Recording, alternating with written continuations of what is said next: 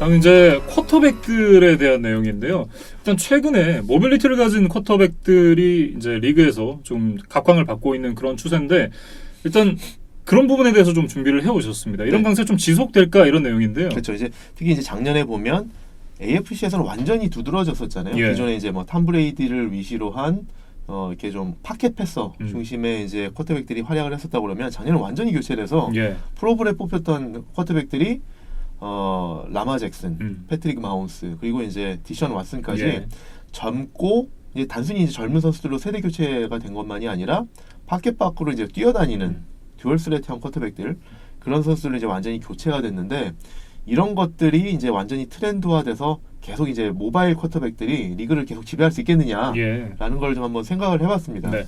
근데 그래서 일단 어떤 그 지표들을 좀 먼저 보면 이제 뭐 시즌 전에 어떻게 보면 반대로 얘기하면 시즌 후에 네. 선수들이 뽑는 NFL 100 있잖아요. 인기 투표죠, 그렇죠. 일종의. 거의 뭐 인기 투표나 마찬가지인데 거기에서 라마 잭슨이 1등을 했어요. 뭐 저희 동의하진 않지만 예. 라마 잭슨이 1등, 그다음에 디션 왓슨이 22. 근데 라마 잭슨 같은 경우에는 그 전년도에는 100연에 못 들었었거든요. 네. 신인이었지만. 그리고 이제 디션 왓슨도 그 전년도에는 51위였었는데 20위까지 뛰어 올랐었고, 그다음에 또 하나 주목할 만한 것은 카일러 머리까지도 신인인데 92위에 이제 데뷔를 했다. 저희 입장에서는 이제 눈이 가는 대목이고요. 그리고 또 하나는 이제 최근에 ESPN에서 올 시즌 선수들의 활약을 예측해서 네. 1위부터 100위를 뽑았거든요. 거기서도 보면 라마 잭슨이 3위. 근데 그 전년도 랭킹에서는 없었거든요. 예.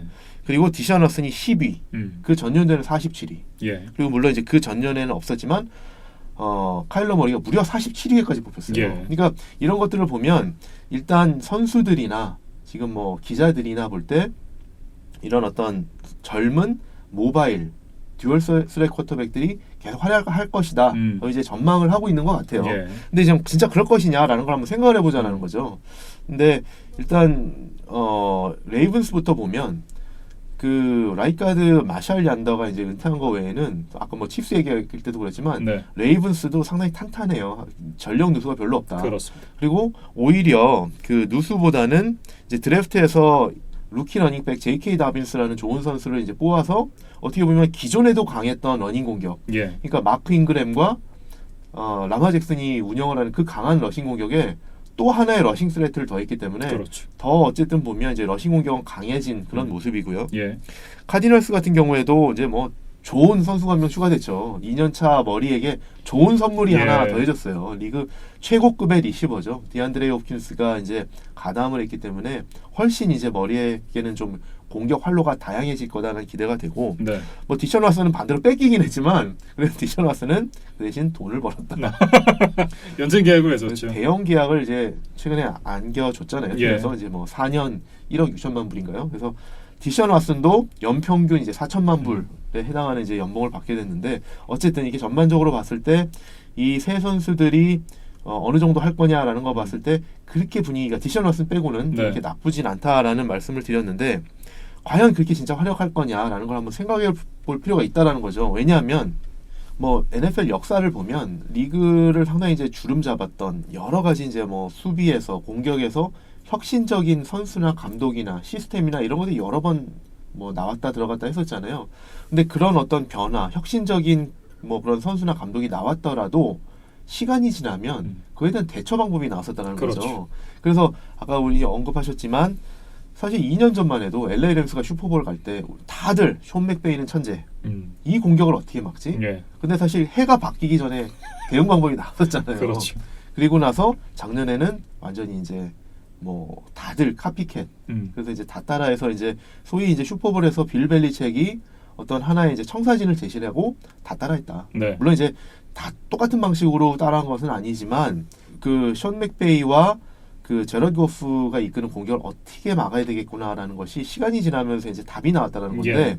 마찬가지로 이 러싱 쿼터백들에 대해서도 이제 1년이 지나고 났는데 오프 시즌을 한번 거쳤는데 충분히 이제 스터디하고 방어 방법을 찾을 시간이 있었기 때문에 예.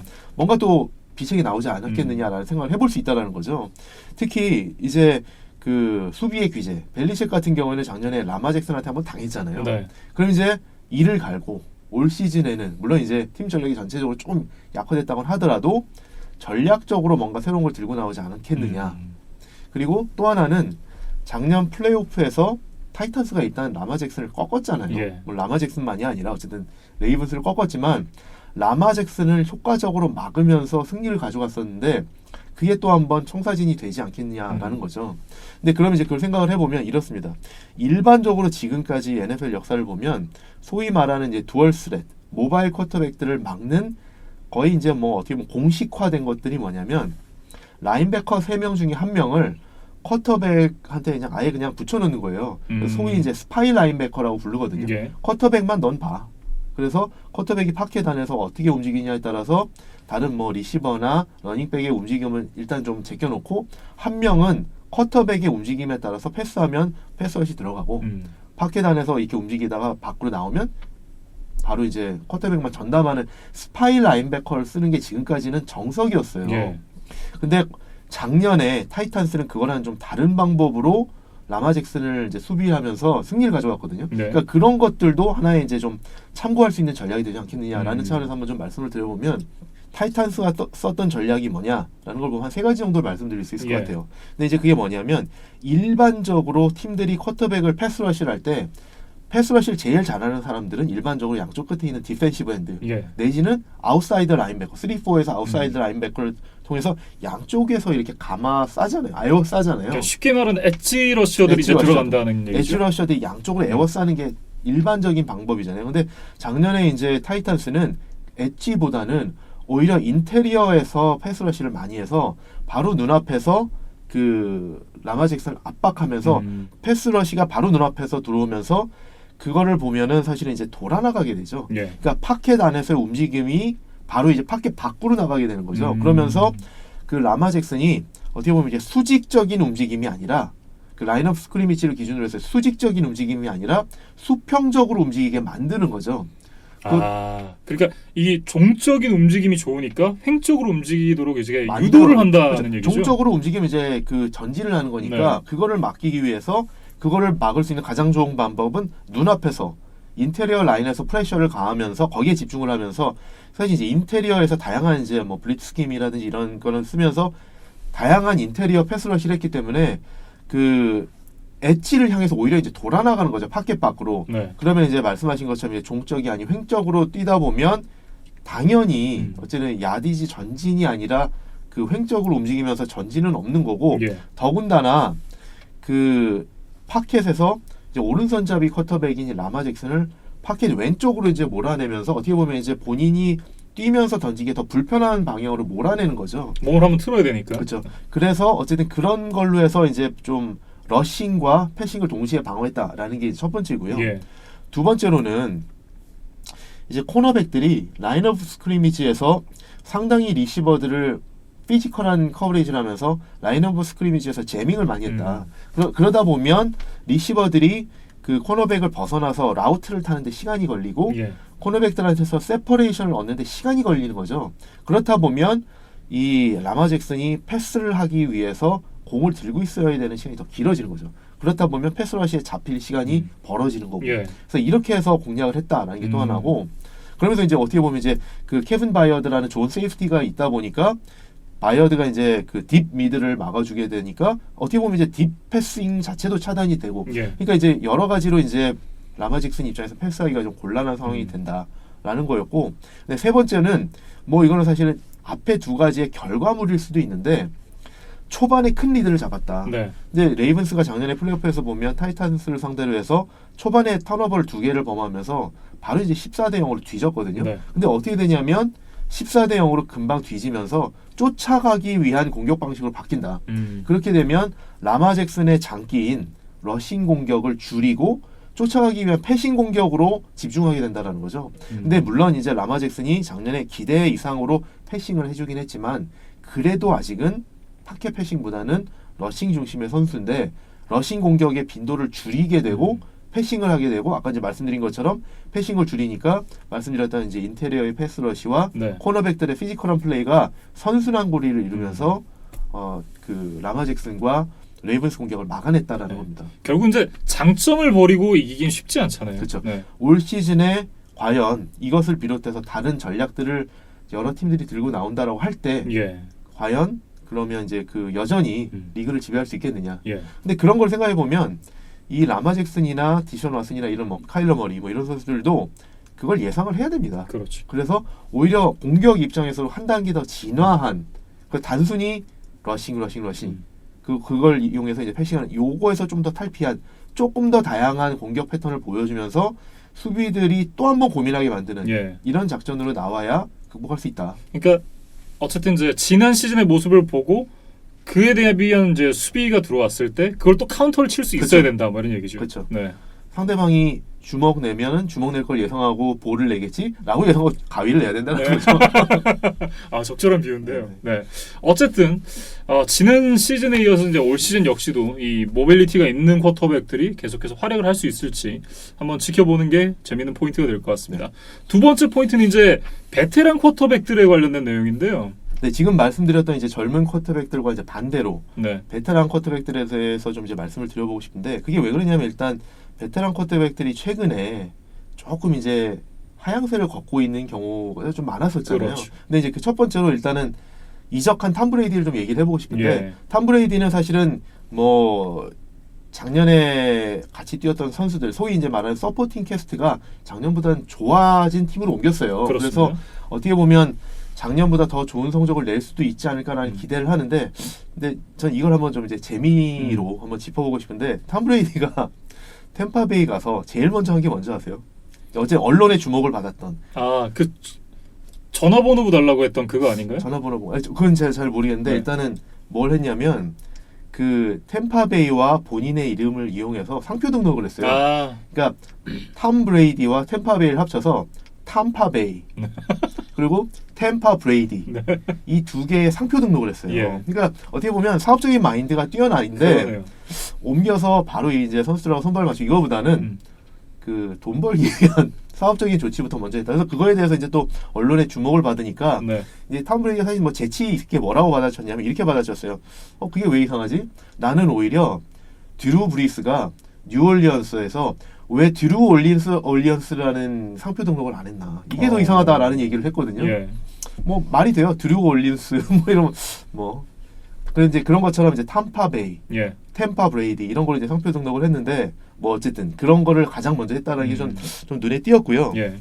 그다음에 이제 말씀드렸던 것처럼 이제 서포팅 캐스트가 좋기 때문에 올해 이제 탐 브레이디가 기존에 조금씩 이제 전력이 뭐 기량이 떨어지던 것이 올해는 그게 조금 더 그게 덜하지 않겠느냐. 예. 오히려 이제 기량이 회복되는 그런 상승세의 모습을 보여줄 수도 있는데 그럼 그걸 어느 정도 할 수 있겠느냐도 재미거리다. 왜 그러냐면 탐 브레이디라고 그러면 이제 누가 말해도 이제 고트잖아요. 근데 이제 고트까지는 아니더라도 예전에 소위 말하는 이제 레전드급의 쿼터백들이 스타 플레이어들이 커리어 후반에 팀을 옮겼던 사례들을 좀 보면 아주 옛날의 쿼터백들은 크게 재미를 못 봤어요. 그러니까 예를 들면 뉴욕 제츠에서 이제 소위 말하는 이제 브로드웨이 조라고 불렸던 존 에이머스가 네. 이제 이적을 했었고 또 이제 고트 이전의 고트라고 불렸던 콜츠의 이제 자니 유나이터스 같은 예. 경우도 이적을 했는데 이 두 선수가 네이머스와 이제 유나이티스 두 선수는 사실은 이적한 다음에는 1년에 한번 대여섯 경기 정도밖에 못 뛸 정도로 사실은 되게 활약은 고사하고 네. 출전도 제대로 못했다. 그러니까 그런 모습을 좀 초라한 말년을 보냈었는데 조금 더 현대로 오면 예. 고트 이전의 고트. 예. 근데 조몬테나 같은 경우에는 49ers에서 칩스로 이적한 그 첫 시즌에 팀을 22년 만에 지구 우승으로 이끌면서 상당히 큰 활약을 펼쳤었거든요. 예. 그리고 그 다음에도 이제 팀을 플레이오프로 이끌었고 그리고 이제 또 뭐 몬테나보다 조금 더 현대로 거슬러 와 보면 뭐 브렛 파브도 사실 이제 패커스에 있다가 제츠를 거치긴 했지만 또 그 다음에 이제 미네소타로 갔었죠. 바이킹스에 가서 우승까지는 아니지만 챔피언십 경기까지 팀을 올려놨었고 네. 뭐 그 해 우승했던 세인츠와 이제 챔피언십 경기에서 이제 연장전까지 가는 접전을 펼쳤었죠. 그런 모습을 보여줬고 또 더 최근에는 페이튼 매닝은 심지어 팀을 옮겨서 우승까지 했어요. 뭐 매닝이 캐리한 건 아니었지만 그렇죠. 뭐 어쨌든 네. 매닝 때문에 우승한 건 아니었지만 우승을 했어요. 네. 근데 그런 걸 생각하면 탐 브레이디도 이제 레전드 쿼터백이 옮겨서 어느 정도 해줄 거라는 기대치는 있다는 거죠. 그렇죠. 더군다나 이제 서포팅 캐스트도 좋고 팀 입장에서는 지금 브레이디가 온 다음에 신나서 올인을 하고 있는 상황이기 때문에 네. 브레이디에 대한 기대치가 진짜 상당히 높다. 그렇습니다. 어느 정도 해줄 거냐. 네. 이게 하나의 관심거리다라는 거죠. 그다음에 두 번째로는 에런 로저스 얘기를 좀 해보고 싶어요. 근데 이제 에런 로저스도 보면 저희가 작년에 이제 경기들 리뷰를 하면서 여러 차례 네. 얘기를 했지만 뭐 인성을 떠나서 기량도 최근 몇 년 동안 계속 좀 하락세를 보이고 있다. 근데 그런 것들이 특정 경기에서 유난히 안 좋게 나타나는 경기들이 있었죠. 예. 작년에 이제 뭐 차저스 경기라든지 49너스와의 경기 2번. 더운 데 가가지고 좀 고생했죠. 그 이제 우리 김민준 아나운서 표현으로 캘리포니아만 가면 캘리포니아 출신인데 네. 고향만 가면 이제 죽순다라는 얘기를 했었는데 그렇게 이제 특출나게 안 좋은 경기들도 있었지만 꼭 그게 아니더라도 최근 한 3, 4년 뭐 조금 어떻게 보면 5년까지라도 이제 얘기하는 이제 전문가들도 있는데 최근 이렇게 몇 년 동안의 어떤 그 기량 추세를 보면 상당히 좀 각종 지표들로 봐도 안 좋아지고 있고 이제 스탯이라든지 그런 것도 네. 안 좋아지고 있고 정성적인 면에서도 안 좋아진 게 보인다. 그러니까 몇 년 전까지만 하더라도 이게 순수 실력만 놓고 보면 로저스가 갑이죠. 갑이다라는 얘기를 했을 때 맞다. 끄덕끄덕 하면서 이제 고개를 끄덕이게 됐었는데 지난 시즌만 딱 떼놓고 봤을 때 로저스가 순수 실력을 놓고 봤을 때 갑이 아닌 것 같은데 이런 생각이 들거든요. 그러니까 그게 이제 사실 어떻게 좀 말씀을 드리고 싶냐면 로저스가 젊었을 때는 네. 본인이 어떻게 보면 이제 그 기본적인 뭐 푸드워크라든지 파켓에서의 움직임이 그다음에 드로잉 모션이 사실은 그 코치들이 젊은 선수들한테 가르치는 코칭하는 방법과는 좀 다른 모습들 많이 보였어요. 소위 네. 말하는 정통파 그런 어떤 쿼터백의 모습은 아닌 것들이 여러 가지 있었거든요. 그러니까 대표적인 게 뭐냐면 그 뭐 브렛 파브도 이런 모습을 많이 보였는데 사실 에런 로저스에서 극단적으로 보였던 게 뭐냐면 공을 던질 때 소위 말하는 이제 백풋 드로우. 그러니까 쿼터백들이 던질 때 무게 중심을 이동을 하면서 앞발에 무게를 싣고 공을 던져야 무게가 실리잖아요. 그러니까 쉽게 말하면 이제 투수들의 투구랑 그렇죠. 비슷한 거죠. 그러니까 무게 중심이 뒷발에서 앞발로 옮기면서 이렇게 공을 던져야 무게가 정상적으로 실리는 드로우를 할 수 있는데 소위 말하는 이제 백풋 드로우를 많이 한다라는 거죠. 그러니까 네. 파켓 뒤로 후진을 하면서 뒷발로 내딛어서 공을 던진다. 그럼 이제 사실 무게가 잘 실리지 않는 거죠.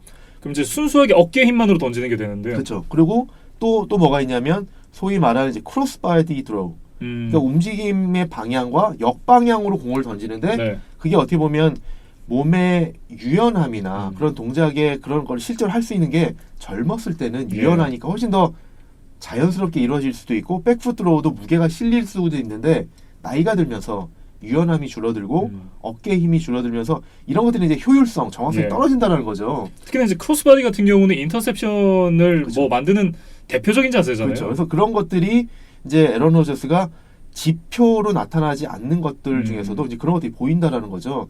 근데 그러면서 저는 하나 이제 약간 우려의 목소리를 좀 내보면 그런 모습들이 가장 비슷하게 닮은 선수가 누구냐면 패트릭 마홈스거든요. 그러니까 저는 그래서 패트릭 마홈스도 앤디 리드가 사실 워낙 잘하니까 지금 뭐 이렇게 손대지를 못할지는 예. 모르겠는데 그런 거를 일찍 고쳐줘야 된다.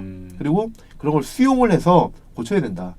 로저스보다 조금 더 한 단계 위에요. 그런 게 보면 예. 이제 뭐 정말 아크로바틱 하잖아요. 왼손으로 패스하고. 그렇죠. 그러니까 그건 진짜 말도 안 되는 그런 네. 걸 하는데 젊을 때 운동 능력이 최고치일 때는 가능하지만 그게 나이가 들면서 운동 신경이 떨어지면서 운동 역량이 떨어지면서 하는 거는 위험하다. 그러니까 쉽게 말해서 파워 피처들이 젊을 때는 이제 강속구를 그렇죠. 뿌리지만 나이가 들고 구속이 줄어들면 결국은 이제 제구를 잡아야 되는 거랑 비슷한 그런 논리죠. 그렇죠. 네. 그래서 그런 것들이 이제 나타나고 있기 때문에 에런 로저스의 어떤 그 메케닉 이런 것들이 계속 이제 좀 화두에 오르고 있죠. 그래서 그런 것들이 좀 영향이 있는데 네. 또 이제 에런 로저스로서는 이제 악재가 겹쳤죠. 이제 올해 이제 드래프트에서 원래 본인은 리시버를 좀 뽑아주지 않을까. 다반테 아담스 말고 던질 만한 애 하나 좀 뽑아줘라는 기대를 하고 있었을 텐데 네. 뭐 리시버 아니면 타이덴드라도 이런 생각을 했었을 텐데 경쟁자를 뽑아놨죠. 경쟁자를 뽑아놨어요. 그래서 상당히 불편한 그런 상황이 연출이 됐기 때문에 15년 정도 됐겠군요. 벌써 예. 본인이 이제 그 1라운드 쿼터백으로 뽑혀서 물론 이제 늦은 순위로 본인이 예상했던 것보다 늦게 뽑혔지만 1라운드 쿼터백으로 뽑혀서 브렛 파브 밑에서 겪었던 그 불편한 관계를 이제는 본인이 그 반대 1라운드 입장에서. 그렇죠. 반대 네. 입장에서 1라운드 쿼터백 조던 러브를 이제 맞이해서 그 관계를 유지해 가야 되는데 상당히 좀 불편하겠죠. 근데 이제 본인 기량은 떨어지고 옛날에 내가 아닌데 이제 네. 본인도 느낄 거거든요. 그렇죠. 그러니까 야구로 치면 이게 뭐 파워 피처도 얘기했지만 뭐 슬러거들이 예전엔 치면은 넘어갔는데 이제는 외야 플라이로 잡힌단 말이죠. 근데 그런 것들을 본인도 느끼고 있는데 네. 내 경쟁자 후계자를 뽑았다. 이제 불안한 거죠. 음. 그러면서 에런 로저스 본인도 이제 이런 얘기들을 하거든요. 내가 그린베이에서 커리어를 마치지 않을 가능성이 있다. 이런 얘기를 하거든요. 예. 그러면서 이제 현지에서는 뭐 그러면 어느 팀? 그러면서 지구 라이벌 뭐 베어스 이런 얘기도 나오는데 워낙 거기 이제 쿼터에 문제가 있으니까 거기 지금 뭐 기량이 떨어졌더라도 에런 로저스 간다고 얼마나 난리 나겠어요. 아, 네, 땡큐죠.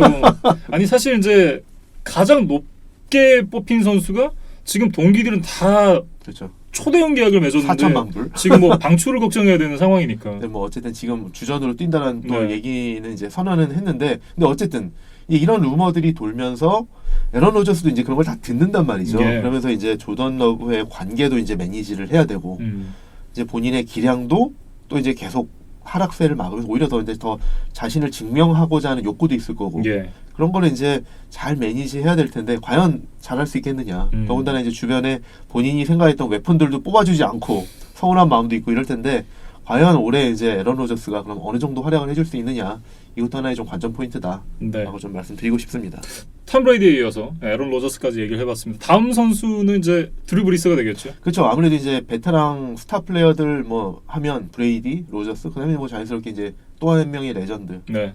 드루 브리스가 있는데 사실 드루 브리스는 기량은 아직은 이제 뭐 눈에 띄는 저하를 보이지는 않고 있죠. 예. 오히려 어떻게 보면 작년에 플레이오프에서 좀 아쉬운 패배를 하긴 했지만 정규 시즌에 정말 대단한 활약을 그 펼쳤잖아요. 회춘이라고 봐야겠죠. 그리고 이제 네. 좀 비교하긴 그렇지만 에런 로저스가 아이씨 나 다반테 아담 하나밖에 없어라고 컴플레인을 하지만 드루 브리스는 마이클 토마스 하나 가지고 잘하고 있거든요. 예. 마이클 토마스 한 명은 기록을 몰아주고 뭐 음. 하는데 드루 브리스는 아직까지 리그 정상급의 기량을 유지하고 있는 걸로 보여요. 예. 근데 이제 그런 기량 저하라는 게 서서히 나타나는 경우도 있지만 급격하게 나타나는 경우도 있잖아요. 그렇지. 그렇기 때문에 뭐 사실 한 해 한 해 계속 이제 나이 들어가면서 기량을 모니터링을 해야 되는데 드루 브리스도 언제 그런 게 나타날지 모른다. 그렇습니다. 그리고 더군다나 이제 드루 브리스도 올해 이제 그 세인츠하고 이제 계약 만료가 될 수 있는 해이기 때문에 왜냐면 이제 2년 계약을 맺긴 했습니다만 내용을 좀 뜯어보면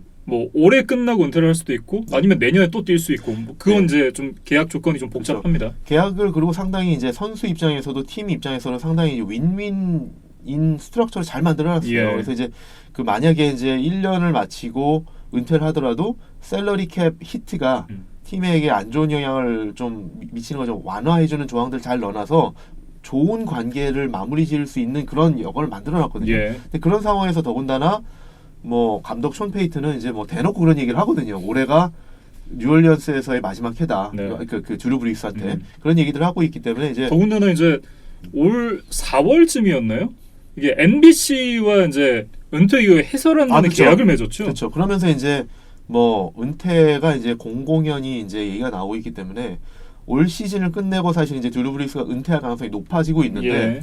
그렇다라고 하면 과연 이제 기량 저하 없이 유종의 미를 거둘 수 있느냐라는 것도 하나의 관전 포인트고 만약에 예. 안 좋은 모습으로 은퇴를 하더라도 드루 브리스가 만약에 지금 은퇴하더라도 드루 브리스가 NFL 기록을 가지고 있는 것들이 뭐가 있냐면 최다 패싱 야드, 역대 최다 패싱 야드, 최다 터치다운. 패스 그리고 역대 최고 컴플리션 퍼센티지 패스 예. 성공률 그 다음에 최다 경기 연속 터치다운 패스 이렇게 이런 기록들을 가지고 있기 때문에 사실 드루 브리스의 어떤 그 위상에 네. 뭐 홀로페임에 들어가고 못 들어가고 이런 건 전혀 영향 없습니다. 이미 본인의 그 어떤 레거시는 이미 확보가 됐고 살짝 뭐 스크래치 정도 나는 정도겠죠. 이미 네. 기록된다 하거든요. 네. 그래서 이제 그 마지막에 얼마나 유종의 미를 거두느냐 그리고 조금 더 욕심을 부리면 우승까지 하고 뭐 박수 칠 때 떠날 수 있느냐 예. 이런 것들이 오히려 더 관건이지 않을까라는 생각을 해봅니다. 예. 그리고 마지막으로 이제 한 명은 그냥 간단히만 짚어보면 이제 올해 이제 빅벤이 컴백을 하거든요. 예. 일단 부상 복귀했습니다. 그렇죠. 작년에 이제 부상으로 못 뛰었었는데 올해 이제 복귀해서 얼마나 해줄 수 있느냐라는 것도 관건이고 빅벤도 사실 보면은 그동안 이제 뭐 작년에 많이 못 뛴 것도 있지만 그동안 계속 크고 작은 부상을 많이 당했었어요. 네. 근데 이제 나이도 30대 중반 이후로 가면서 이게 누적이 되거든요. 그래서 과연 이제 부상에서 복귀해서 올해 얼마나 잘해줄 수 있느냐 또 하나의 관전 포인트다. 라고 한번 짚어보고 싶습니다. 네. 이 킬러비 라인도 해체가 됐습니다만 그래도 뭐 여전히 제임스 코너가 있고 주주가 사실 넘버원 리시버로 발돋움을 하지 못했어도 어쨌든 이제 준수한 모습을 보여줬던 선수니까 빅벤이 다시 돌아왔을 때 어떤 모습을 보여줄지 상당히 좀 기대가 됩니다. 네. 주주, 하하 뭐 이런 재밌는 이름들이 뭐 어쨌든 이제 이 베테랑 쿼터백들에 대해서 얘기를 해봤으니까 루키 선수들을 얘기를 안 해볼 수 없겠죠. 그렇죠. 이제 뭐 올 시즌에 이제 데뷔하는 루키 쿼터백들에 대한 얘기를 좀 해보고 싶은데 누가 주전으로서 뛸 거고 네. 얼마나 활약을 해줄 거냐라는 걸 사실 생각을 안 해볼 수가 없죠. 일단 이제 오늘 뉴스로 봤을 때는 공식적으로 이제 1주차에 선발로 나오는 루키는 조 버로우가 유일하다라는 얘기가 있었습니다. 그럼 사실 뭐 조 버로는 작년에 이제 신시내티가 계속 이제 성적이 안 좋을 때부터 1라운드 전체 1순위 픽에 가까워질 때부터 예, 얘는 무조건 1주차 선발이라는 게 사실 예측이 됐었고요. 그렇죠. 그리고 그 후에 뽑혔던 이제 투아 탕거바이올로아나 이제 뭐 저스틴 허버트나 이런 선수들은 약간 이제 좀 다르죠. 예. 투아 같은 경우에는 뭐 베테랑 쿼터백이 있기도 하지만 그거보다는 어떻게 보면 이제 부상이 있기 때문에 부상을 좀 더 보호해주는, 그러니까 부상에서 회복될 시간을 주는, 네, 그러면서 아직 훈련을 제대로 못했기 때문에 적응할 시간을 주는 그런 것들이 선수 보호 차원에서도 필요하기 때문에 뭐 피츠패트릭으로 간다라고 이미 선언을 했고요. 그렇습니다. 저스틴 허버트 같은 경우에도 이제 차저스로 갔는데 거기도 이제 타이러 테일러 체제로 간다라고 선언을 해서 이 두 선수는 일단은 시즌 출발은 벤치에서 하게 됐습니다. 이제 레드 셔츠를 입는 개념이다 이렇게 봐야 될 것 같은데요. 근데 이제 뭐 시즌 전체를 안 뛸지 예. 아니면 중반에라도 들어올지는 좀 봐야 될 것 같은데 저는 이제 개인적으로 예측을 해보자 그러면 시점은 좀 다를 수도 있으나 예. 두 선수 다 올해 주전으로 출전할 것 같아요. 어, 근데 왜 그러냐면 일단 뭐 두 팀 다 객관적으로 성적을 봤을 때 지구 우승까지 내지는 이제 플레이오프까지 근접하지 않을 것 같다. 예, 그렇다고 그러면 세대 교체를 빨리 할 수도 있는 거죠. 음. 더군다나 이제 플레이오프권에서 멀어지고 나면 이렇게 팬들이 이렇게 오히려 이렇게 신인 선수들의 이름을 연호하면서 그 선수를 보기 원할 거거든요. 그러니까 애들한테 경험치라도 먹여줘. 약간 이런 얘기를 그렇죠. 할 수 있거든요. 보고 싶기도 하고. 예, 그래서 이제 지금 말씀하신 것처럼 경험치도 주고 그런 면에서 봤을 때 이 두 팀이 플레이오프에 가깝다. 그러면 좀 다른 얘기일 텐데 플레이오프권에서 좀 멀어지고 나면 예, 그 시기가 또 생각보다 일찍 올 수 있습니다. 그렇습니다. 그러면 사실 어떻게 보면 투아가 부상에서 충분히 회복이 됐다. 그리고 저스틴 허버트도 뭐 나름대로 그 벤치에서 충분히 저 전략을 좀 익혔다. 그러면 투입하지 않는 게 오히려 좀 이상할 수도 있습니다. 예. 사실 이제 그런 부분에 있어서 가장 모범 사례는 캔자스시티 칩스잖아요. 그렇죠. 알렉스 스미스가 선발로 뛰면서 이제 팀을 이제 이 포스트 시즌 보내놓고 17주 차에 패트릭 마홈스가 데뷔하고 뭐 이런 식으로. 그렇죠. 근데 이제 그런 모습이 되기는 사실 어려운 팀들이고요. 그렇습니다. 근데 예. 이제 뭐 시즌 중반에라도 좀 나오지 않을까라는 예상을 해봅니다. 그런데 다시 이제 말씀하셨던 전체 1순위 픽 조 버로우로 돌아가 보면 조 버로우는 이미 1순위 픽이었을 때부터 주전 예, 1주차 주전이라는 게 이미 예상이 됐던 것도 네. 뭐 팀이 이제 공식적으로 어나운스도 했고요. 그렇습니다. 경쟁 상대도 없죠. 예, 그리고 이제 앤디 달튼이 더군다나 이제 달라스 카우보이스로 이제 뭐 계약을 했기 때문에 뭐 조 버로우가 이제 사실 탄탄대로죠. 그렇습니다. 주전으로 뛰는 것까지는. 예, 근데 조 버로우에 대한 기대치는 단순히 주전으로 뛰는 건 아니죠. 왜냐하면 조 버로우를 뽑았을 때는 이미 모든 뭐 이렇게 구단 관계자나 그 신시내티의 팬들은 뭘 봤냐면 대학 때 뛰었던 모습을 계속 봤잖아요. 아 그렇죠. 그리고 이제 그냥 대학에서 잘하는 선수를 뽑은 게 아니라 모든 기록을 다 갈아치우면서 역대 최고의 대학팀이다라는 평가를 받고 그 안에서도 역대 최고의 쿼터백 시즌이었다라는 해를 보냈던, 그리고 정말 높은 득표를 받으면서 하이스만상을 받았던 쿼터백이기 때문에 예, 정말 주목할 수밖에 없었고요. 기대를 받을 수밖에 없고, 또 더군다나 그 LSU라는 팀이 상당히 이제 프로 스타일의 오펜스를 운영을 했고 네, 특히 이제 프로 코치 출신의 이제 조 브레이디라는 음. 이제 코치가 운영을 했던 시스템에서 뛰었기 때문에 이 선수는 상당히 프로에 가도 바로 잘할 수 있는 소위 말하는 프로 레디 쿼터백이다라는 기대를 받고 있기 때문에 예. 기대를 정말 한 몸에 받고 있죠. 음. 그래서 주전으로 뛰는 거는 이 선수의 기대치는 아니고요. 예. 주전으로 뛰면서 얼마나 잘해줄 거냐가 관건입니다. 예. 결국은 이제 앤드류 럭의 어떤 성공 사례를 재현하기를 원하고 있을 그렇죠. 거예요. 그렇죠. 그래서 이제 뭐 거기부터 가보자 그러면 이제 사실 기대치를 어디에 맞춰야 될 거냐라는 걸 생각해 보면 앤드류 럭도 있고요. 예. 이제 뭐 사실 그 뭐 최근에 화두에 오르는 선수들이 아까 짚었던 이제 뭐 카일러 머리라든지 라마 잭슨 뭐 이런 선수들이 디션 왓슨도 그렇고 예.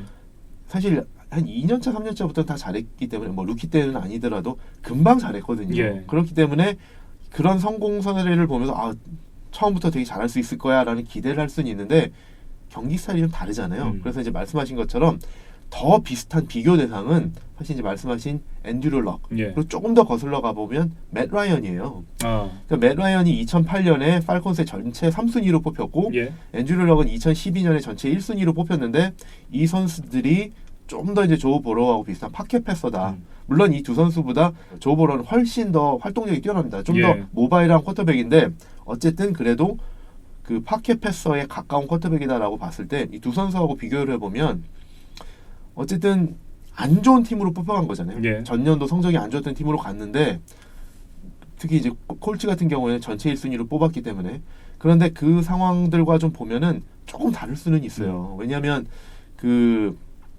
작년 벵갈스를 보면 정말 아무것도 없는 팀. 총체적 난국이죠.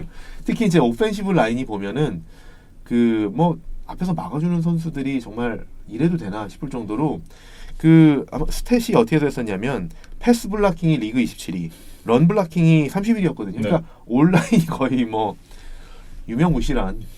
저희가 이제 지난 시즌에 리뷰를 하면서 그런 얘기를 했던 게 기억이 나는데 자동문인데 스위치가 꺼져가지고 바깥쪽으로 문이 열려 있는 상태로 고정이 된 자동문. 그렇죠. 예. 그러면서 이제 스타 리시버 AJ 그린까지 부상으로 나갔었기 때문에 그렇죠. 상당히 여러 면으로 어쨌든 고전을 앓았던 팀인데 그래도 긍정적으로 좀 생각을 해보자 그러면 부정적으로만 보지 않고 네.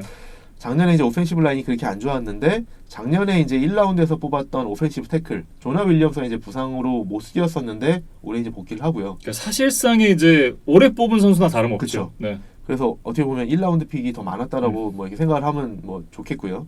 그다음에 이제 AJ 그린이 돌아온다. 예. 그리고 또 이제 올해 리시버 또 한 명을 또 뽑았잖아요. 이제 T 히긴스라는 뭐 클램슨 출신의 예. 좋은 리시버를 뽑았기 때문에 그리고 이제 타일러 보이드도 있고 그래서 작년보다는 좀 낫지 않겠느냐. 그리고 어떻게 보면 이제 강한 어깨가 이 달리기만 잘하는 와이드 리시버를 좀 살릴 수도 있지 않을까. 그렇죠. 뭐 그런 생각도 좀 들고요. 그래서 작년에 정말 안 좋았던 그런 어떤 서포팅 캐스트보다는 나아질 거기 때문에 긍정적으로 좀 보자라는 예. 건데 근데 이제 다시 돌아가서 이제 맷 라이언과 앤드류 럭을 좀 보자 그러면 맷 라이언은 2008년에 오펜시브 루키 오브 더 이어 그러니까 공격 신인상을 받았고 그렇죠. 첫 해에 팀을 플레이오프에 올려놨어요. 그 다음에 이제 앤드류 럭도 보면 앤드류 럭은 첫 해에 프로볼에 뽑혔어요. 그리고 역시 이제 팀을 첫 해에 플레이오프에 올려놨기 때문에 이 두 선수와 비교가 되려고 그러면 그 정도 활약은 해줘야 된다. 예. 근데 아까 이제 뭐 긍정적으로 보자라고 해서 말씀을 드렸지만 본인의 역량도 중요하긴 하지만 이 팀을 뭐 럭이나 라이언처럼 과연 올해 플레이오프에 올려놓을 수 있을까? 그건 좀 어렵지 않을까? 그러니까 도와주는 선수가 너무 없으니까요. 네, 그래서 이 맷 라이언과 앤드류 럭을 비교 잣대라고 봤을 때 조 보로의 기대치를 조금 낮출 필요는 있지 않을까라는 생각을 해봅니다. 네, 이제 조 보로에 대한 얘기를 해봤으니까 다른 선수들의 얘기를 조금 해보는 건 어떨까요? 그러니까 그러면 이제 뭐 투아나 저스틴 허버트는 이제 일단은 뭐 아까 좀 다뤘으니까 예. 다른 또 이제 흥미로운 선수 한 명이 누가 있냐면 2라운드에 뽑혔던 이제 제일런 허치가 있죠. 예. 근데 제일런 허치가 어디로 갔냐면 필라델피아로 갔잖아요. 2라운드에 이제 필라델피아로 뽑혔는데 거기는 주전 쿼터백이 확실해요. 네.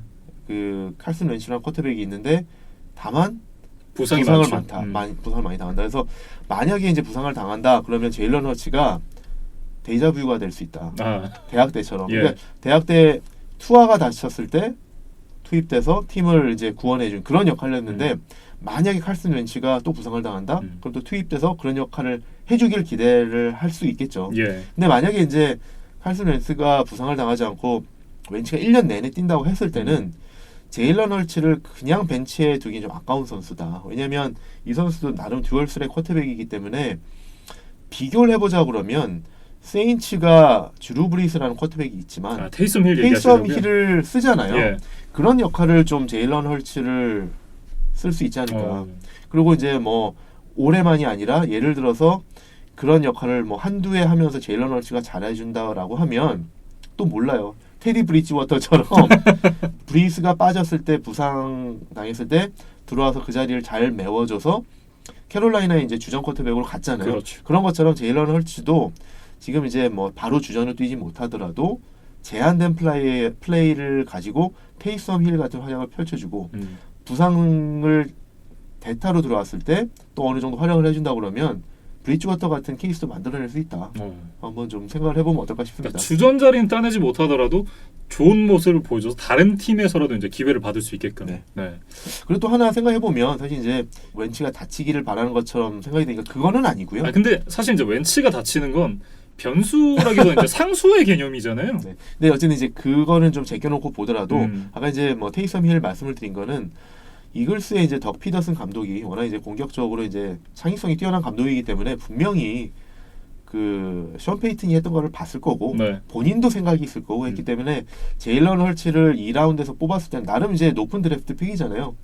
칼슨 웬츠와 공존해서 쓸 수 있는 그런 이제 어떤 어펜시브 스킴을 뭐 몇 개 이제 플레이 패키지라도 예. 만들 것 같다라는 생각을 할 수 있을 것 같습니다. 특히나 이제 52의 슈퍼볼 때 보여줬었던 그런 변칙 공격들. 필리 스페셜. 예. 뭐 그런 것처럼 또 이제 정규 시즌 혹은 이제 만약 플레이오프까지 진출을 하게 된다면 거기서 또 보여줄 수 있는 뭔가 플레이들을 만들어내지 않을까. 그렇죠. 뭐 네. 닉 폴스보다는 훨씬 이제 발놀림이 좋은 선수이기 때문에 예. 쓸 수 있는 그런 활용도는 높을 겁니다.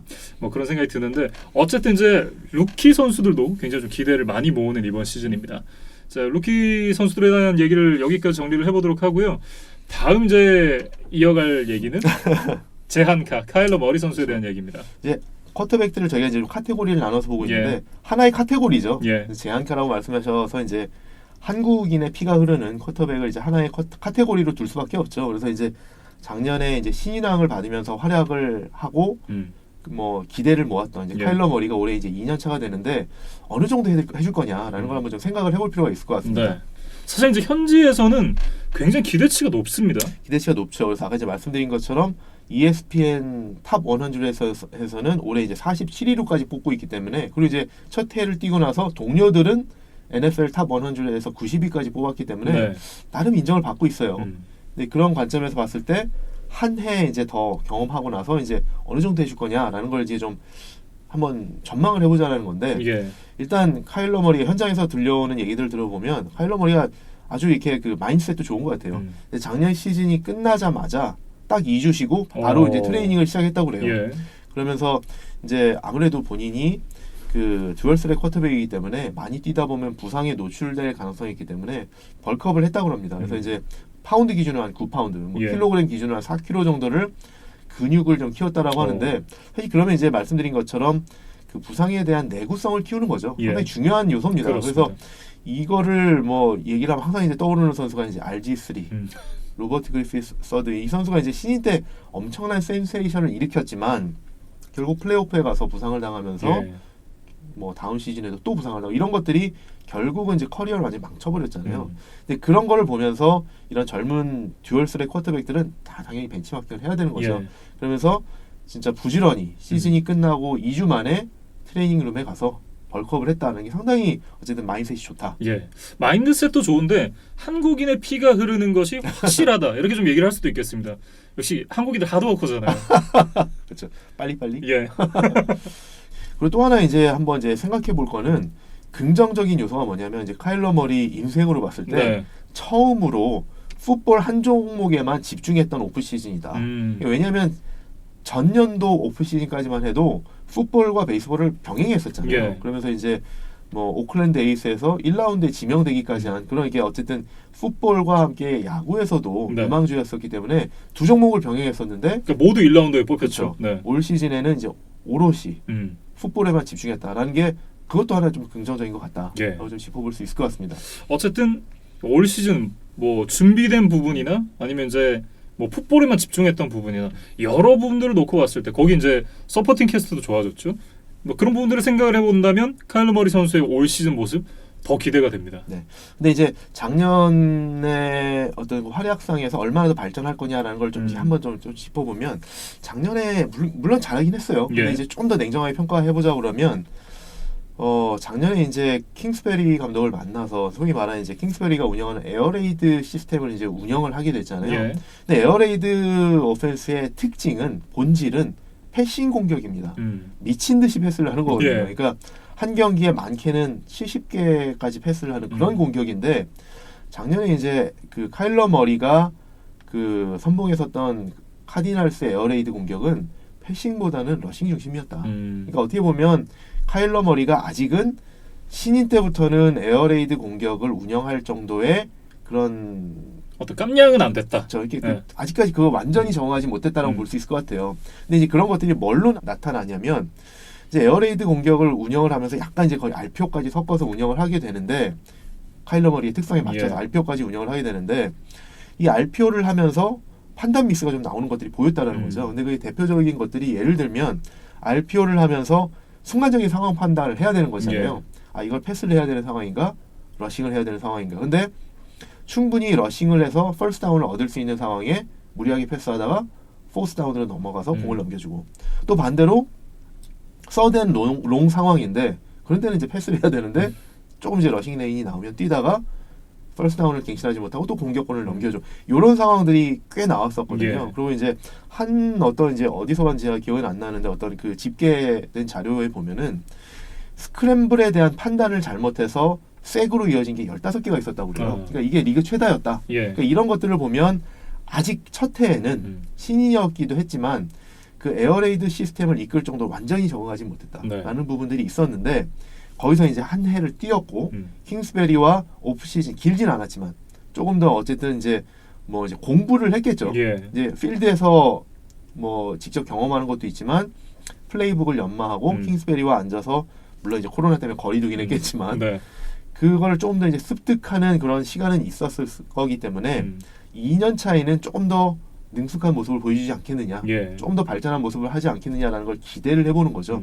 그래서 진정한 에어레이드 공격 방식인 패스 중심의 네. 거기다 이제 러싱을 가미하는 이런 RPO를 보여주지 않겠느냐라는 기대를 하는데 네. 그런 기대를 하는 거에 또 하나의 큰 축은 아까 말씀하신 것처럼 공격진이 좋아졌다. 그래서 진짜 그 텍산스가 안겨준 선물이 있잖아요. 예. 디안드레이 홉킨스라는 정말 리그 정상급, 최정상급의 리시버잖아요. 그런 리시버가 옴으로 해서 어떤 영향이 있느냐? 이제 디안드레이 홉킨스는 이제 소위 말하는 이제 딥 스렛이기 때문에 예.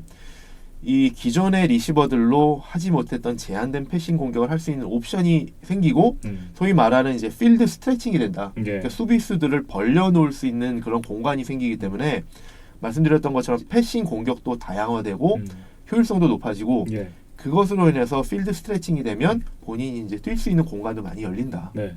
그리고 또 하나는 작년에 이제 시즌 중반에 이제 트레이드에서 데려왔던 캐니언 드레이크가 와서 상당히 큰 활약을 했잖아요. 예. 그 선수가 이제 올해는 1주차부터 있다라는 게 상당히 좀 호재가 아니냐. 예.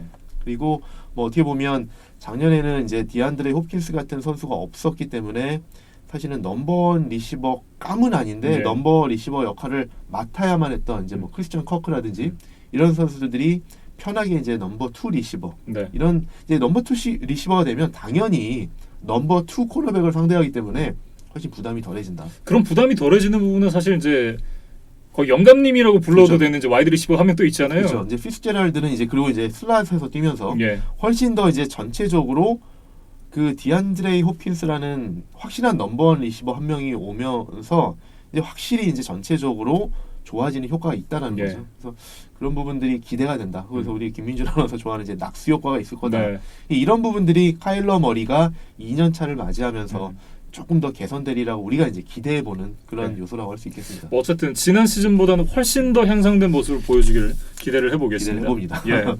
이렇게 이제 카일러 머리 선수에 대해서 얘기를 나눠봤습니다. 마지막으로 얘기를 나눠볼 선수는 역시 이제 댈러스 카우보이스의 주전 쿼터백 dak 프레스캇인데요. 네, 그러니까 꼭 제가 좋아하는 팀의 쿼터백이어서만이 아니라 네.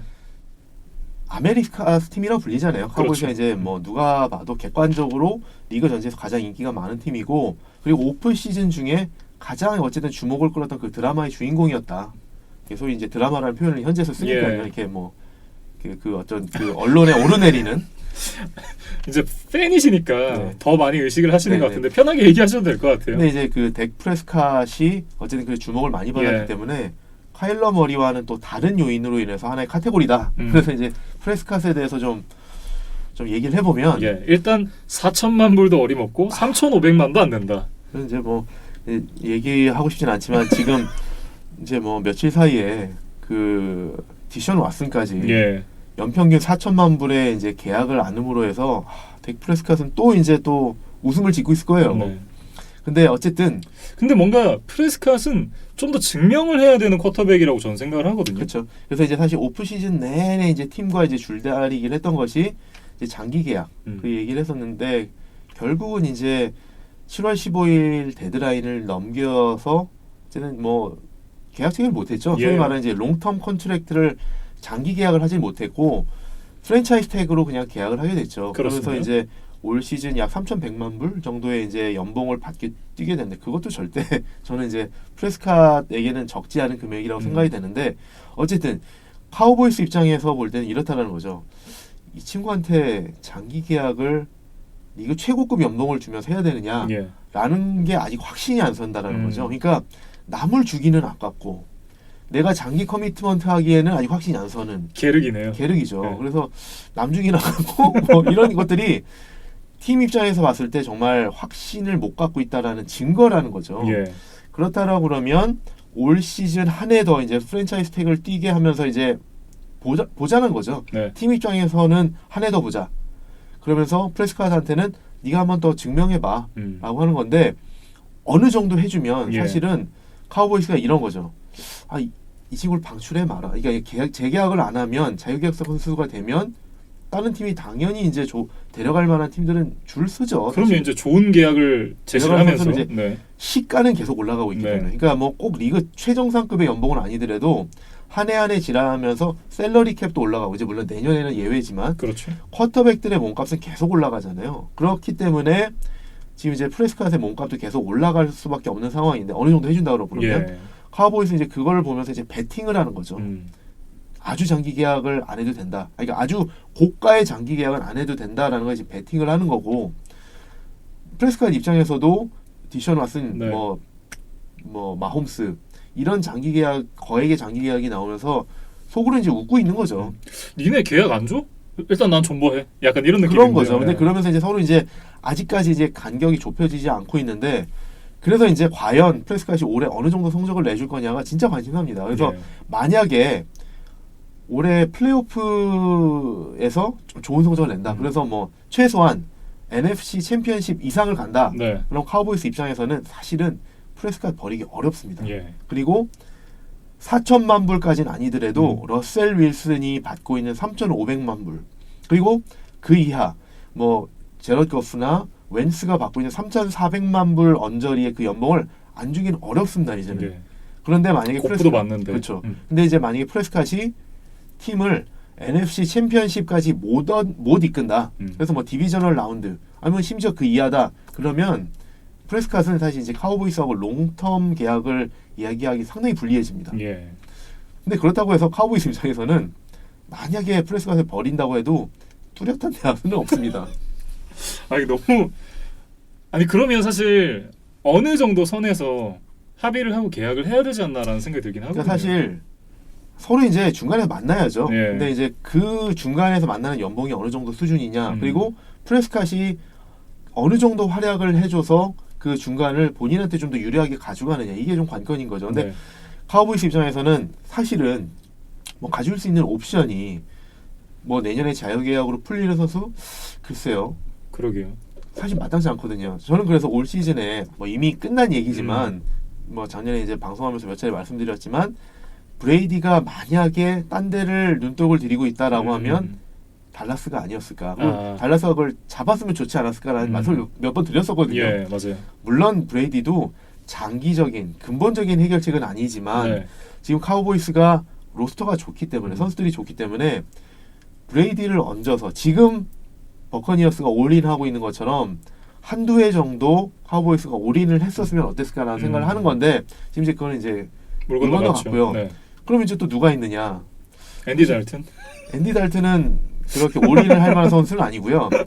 굳이 한 명 또 생각을 해보자 그러면 에런 로저스? 아 로저스도 답일 수 있죠. 네, 그래서 만약에 로저스가 올 시즌에 좀 약간 활약이 애매하다. 그리고 그 조던 러브 쪽으로 이제 팀이 좀 더 이제 기울어 간다. 그러면 꼭 올해 아니라 내년에라도 에런 로저스를 한번 태핑해 볼 필요는 있지 않을까. 그것도 괜찮은 생각 같습니다. 그리고 에런 로저스한테 사실 지금 카우보이스가 가지고 있는 서포팅 캐스트. 예. 완전 매력적이죠. 그러면은 정말 좋지 않겠느냐. 예. 오펜시브 라인 사실 그 에런 로저스도 이제 나이가 들어가면서 오펜시브 라인이 막강해야 되잖아요. 예. 근데 물론 이제 카우보이스도 프레드릭이 빠지긴 했지만 여전히 견고한 오펜시브 그렇죠. 라인에다가 뒤에 엘리엇이 있고 예. CD 램까지 가세한 이 공격진이라고 그러면 에런 로저스도 한번 매력적이죠. 한번 고려해 주길 바랍니다.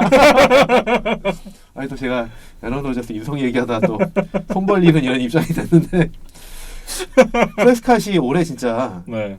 그렇지 않아도 되게끔 좀 큰 활약을 해줘서 그러니까 지금까지 말씀하신 것만 놓고 보면 이제 어느 정도 프레스캇이 중반 이상은 칠 것이다 라는 예상이신데 정말 이게 뭔가 잘 안 풀렸다. 그러니까 프레스캇이 너무 못했다. 이렇게 되면 어떻게 되는 건가요?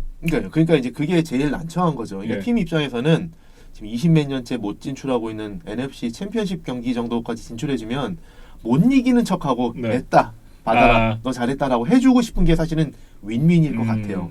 근데 그게 안 된다.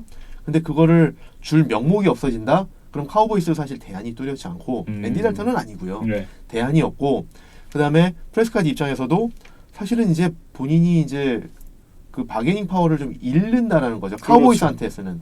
그러면은 어떻게 보면 수그리고 들어올 거냐? 네. 누가 이제 사실은 수그리고 들어가느냐라는 거죠. 근데 프레스캇이 예를 들어서 카우보이스가 플레이오프 탈락하면 프레스캇이 뭐 고개 숙이고 가서 3천만 불만 주세요. 이럴 거냐?